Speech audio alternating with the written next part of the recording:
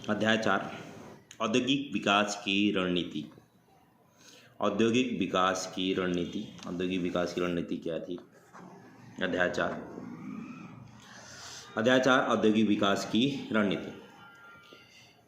औद्योगिक विकास की रणनीति के बारे में अध्ययन करेंगे इस अध्याय के अंदर। सबसे पहले पढ़ते हैं उद्योग का महत्व। भारतीय अर्थव्यवस्था में उद्योगों का क्या महत्व है, क्या जरूरत है। संरचनात्मक परिवर्तन। उद्योगों से संरचनात्मक परिवर्तन आता है।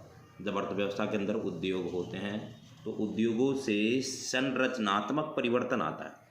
औद्योगिक विकास अर्थव्यवस्था में संरचनात्मक परिवर्तन रूपांतरण लाता है। उद्योगों के अभाव में हमारी जो अर्थव्यवस्था है हम पूरी तरीके से कृषि पर निर्भर करेंगे। पूरी तरीके से किस पर निर्भर करेंगे? कृषि पर निर्भर करते हैं। लेकिन जब उद्योग आता है, अर्थव्यवस्था के अंदर उद्योग आता है, तो मनुष्य केवल मोटे अनाज, मोटे कपड़ों पर, जैसे मजदूरी वस्तुओं पर ही निर्भर नहीं रहता, बल्कि अन्य सुविधाओं वाली वस्तुओं को भी खरीदता है, उसका यूज करता है, जैसे एसी, फ्रिज, कार, इन सब चीज़ों का प्रयोग होता है। तो ये संरचनात्मक परिवर्तन, ये संरचनात्मक परिवर्तन है। दूसरा आता है रोजगार का स्रोत। कृषि के अतिरिक्त, जैसे कृषि के अंदर 50% से भी अधिक जनसंख्या खेती में लगी हुई थी, कृषि में लगी हुई है अपनी आजीविका के लिए, रोजगार के लिए।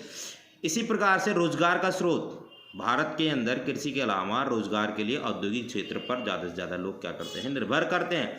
रोजगार यानी औद्योगिक क्षेत्र लोगों को रोजगार उपलब्ध करवाता है, रोजगार का स्रोत है। कृषि के यंत्रीकृत, तीसरा महत्व क्या है? कृषि के यंत्रीकृत साधन यानी खेतों के अंदर जैसे tractor, thresher, harvester, cultivator, harrow जो उपलब्ध हैं आज मार्केट के अंदर, जो खेतों के अंदर प्रयोग किया जा रहा है, वो मशीनों का, उन यंत्रों का, उन तकनीकी का निर्माण कौन कर रहा है? औद्योगिक क्षेत्र कर रहा है। औद्योगिक क्षेत्र से ही उनका विकास हो रहा है। विकास की प्रक्रिया को गत्यात्मकता प्रदान करना। विकास की प्रक्रिया को गत्यात्मकता प्रदान करना। उद्योग विकास समृद्धि प्रक्रिया को गत्यात्मकता प्रदान करता है। उद्योग के अभाव में विकास की प्रक्रिया केवल जीवित रहने के लिए, अगर उद्योग नहीं है तो विकास की प्रक्रिया केवल जीवित रहेगी, यानी हम इतना उत्पादन करेंगे जिसे खा सके, जैसे कि पुराने टाइम पर होता था। लेकिन उद्योग के आ जाने से विकास की प्रक्रिया गत्यात्मकता हुई है। बहुत सारे उद्योग आए हैं, बहुत सारे उद्योग अर्थव्यवस्था के अंदर लगे हैं। नई नई चीज़ों का, नए नए आयामों का, उपभोक्तावाद की लहर ने क्या लिया है? जन्म लिया है। तो नई नई चीज़ों का क्या हुआ है? विकास हुआ। सभ्यता का विकास, सभ्यता की, नई सभ्यता का क्या होता है? विकास होता है। यानी पुरानी सभ्यता, जैसे पुराने टाइम पर लोग पढ़ते लिखते नहीं थे, पुराने तौर तरीके से, पुराने रीति रिवाज से क्या करते थे? रहते थे। लेकिन वर्तमान टाइम पर नई सभ्यता का विकास हुआ है। लोग पढ़ने लिखने के लिए, अपनी शिक्षा पर, ऊंचे स्तरों की शिक्षा प्राप्त करने के लिए, अलग अलग तरीके का शिक्षा लेने के लिए खर्च करते हैं। एक नई सभ्यता का विकास हुआ है। पुरानी सभ्यता पतन होती जा रही है, यानी नई सभ्यता का क्या हो रहा है? विकास हो रहा है। आधारभूत संरचना। आधारभूत संरचना, आधारभूत संरचना का मतलब ये है कि औद्योगिकरण के विस्तार के कारण ही आधारिक संरचना ने महत्वपूर्ण स्तर प्राप्त किया है। औद्योगिक विकास के कारण ही हमारे जो देश की आधारिक संरचना, आज देख लिए बड़े बड़े बांध, बड़े बड़े पुल, स्कूल, कॉलेज, सड़क, स्वास्थ्य सुविधाएं, हॉस्पिटल, इन सब की चीज़ों, इन सारी चीज़ों ने काफ़ी अधिक मात्रा में विकास किया है। तो ये उद्योगों का महत्व है, उद्योगों की देन है, जो अर्थव्यवस्था के अंदर इतनी सारी चीज़ें मुहैया हैं। संरचनात्मक परिवर्तन आया, रोजगार, लोगों को रोजगार का स्रोत देता है। कृषि के यंत्रीकृत साधनों, खेतों को यंत्र देता है, कृषि में यंत्र देता है। विकास प्रक्रिया को गत्यात्मक यानी विकास की प्रक्रिया को आगे बढ़ाता है। सभ्यता, नई सभ्यता जन्म लेती है, नई सभ्यता का शुरुआत हुआ। आधारभूत संरचना, देश की आधारित संरचना काफ़ी ज़्यादा मजबूत हुई। ये है उद्योगों का महत्व। भारतीय अर्थव्यवस्था में उद्योगों का महत्व। आगे आता है औद्योगिक विकास में राज्य की भूमिका। औद्योगिक विकास में राज्य की भूमिका। राज्य का मतलब होता है सार्वजनिक क्षेत्र, यानी सरकारी क्षेत्र की क्या भूमिका है? औद्योगिक विकास में सार्वजनिक क्षेत्र की क्या भूमिका है, या फिर भूमिका क्या है? क्यों करना पड़ा है? सरकार को पार्टिसिपेट क्यों करना पड़ा औद्योगिक विकास करने के लिए? क्यों पार्टिसिपेट करना पड़ा? तो इसके अंदर पहला पॉइंट आता है निजी उद्यमियों के पास पूंजी का अभाव। जो निजी क्षेत्र के उद्यमी थे, उस समय हमारे देश के जाने पहचाने 2 ही उद्यमी थे, हमारा देश आज़ाद हुआ था, टाटा और बिरला। निजी क्षेत्र के उद्यमियों के पास पूंजी का अभाव, पैसे नहीं थे, इतना पैसा नहीं था कि अर्थव्यवस्था के अंदर लगाएं और अर्थव्यवस्था क्या करे? ग्रोथ करे। अर्थव्यवस्था के अंदर पूरी की पूरी अर्थव्यवस्था में जीडीपी के स्तर में क्या हो? वृद्धि हो। इतना पैसा इनके पास नहीं था, इसलिए सरकार को इसके अंदर क्या करना पड़ा? हस्तक्षेप करना पड़ा, यानी सरकार को भागीदारी लेनी पड़ी। निजी उद्यमियों में प्रेरणा का अभाव था।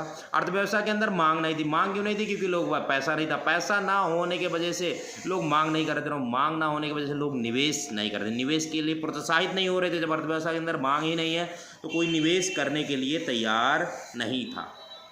समाज का समाजवादी ढांचा, समाज का समाजवादी ढांचा। सरकार ये चाहती थी कि देश का विकास भी होना चाहिए और विकास होने के साथ साथ सामाजिक न्याय भी होना चाहिए। सामाजिक न्याय होना चाहिए मतलब समाज के सभी वर्गों की आय एक जैसी होनी चाहिए।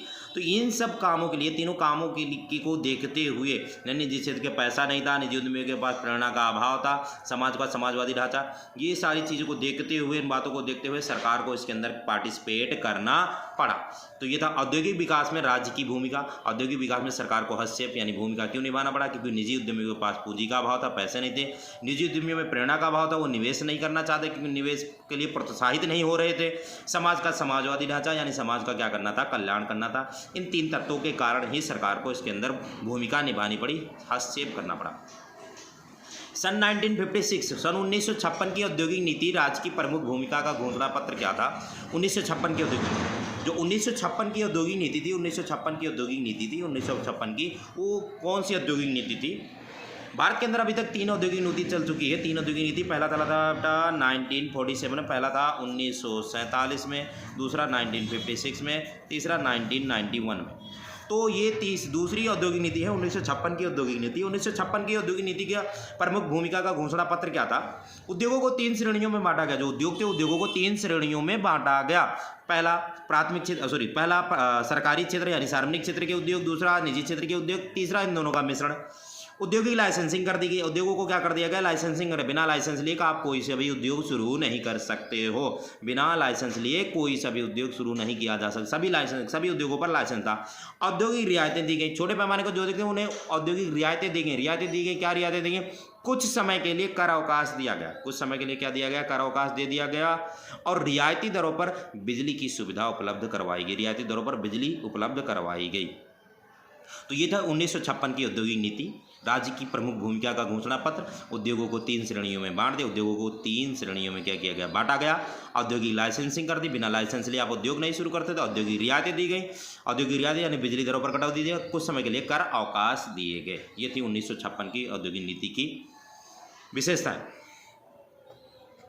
छोटे पैमाने के उद्योग की 3 मुख्य विशेषताएं। छोटे पैमाने का उद्योग होता क्या? छोटे पैमाने का उद्योग होता क्या? एसएसआई बोलते हैं। एसएसआई छोटे पैमाने का उद्योग, SSI small scale industry. SSI छोटे पैमाने का उद्योग होता क्या? छोटे पैमाने उद्योगों की 3 मुख्य विशेषताएं क्या है? या फिर छोटे पैमाने को पहले उद्योग विशेषता। छोटे पैमाने का उद्योग होता है जिसमें 5 करोड़ तक की पूंजी लगी, यानी 1 लाख, 2 लाख, 3 लाख, 4